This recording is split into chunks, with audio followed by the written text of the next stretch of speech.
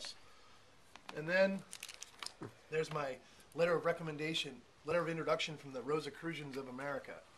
And this is the one that says, it is with great pleasure that I introduced you to Brother Frater X, who is a 7th degree Frater, in good standing in the Kansas College of the Societas Rosicruciana and Civitabus Federalis, which means the Rosicrucians of the United States, the Rosicrucian Society of the United States of America. And so this was like a letter of introduction they sent with me when I went to Massachusetts so that I could make contact with that college up there. Yeah. Turns out those guys are just like snobs, man. I mean, like, they really are not about, you know, esoteric hermeticism. It's more like a dinner club, really, where they all get into tuxes and feel cool about themselves, you know what I mean? Rosicrucians are pretty fancy.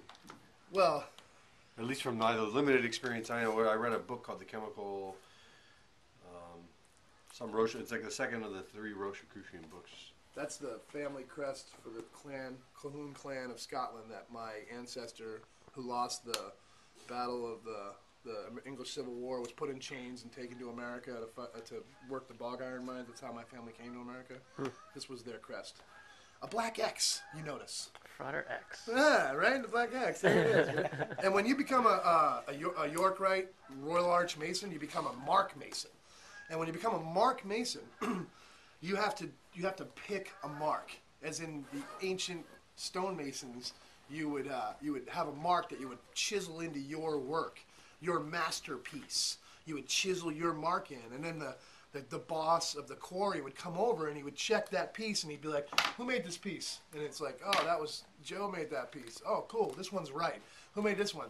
This one's wrong." You know what I mean? And you could tell from the mark of the stone whether it was right or wrong to be used for use in the building of the structures.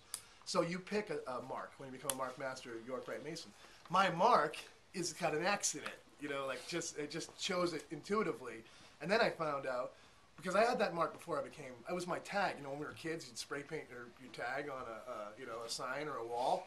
That was my tag. It was the same mark that I have in the book that they recorded in the big Harry Potter book back at the Grand Lodge building. You know what I'm saying? They have the big book that they open it up and it like creaks and like the soot and the little cobwebs. They and then like they record your mark. They put it in there. They paste it into the book. And it goes back to like the 18th century. Everybody who's ever been a Mark Master in the Kansas Grand Lodge system, their mark gets recorded in that book. So, why did I bring that up?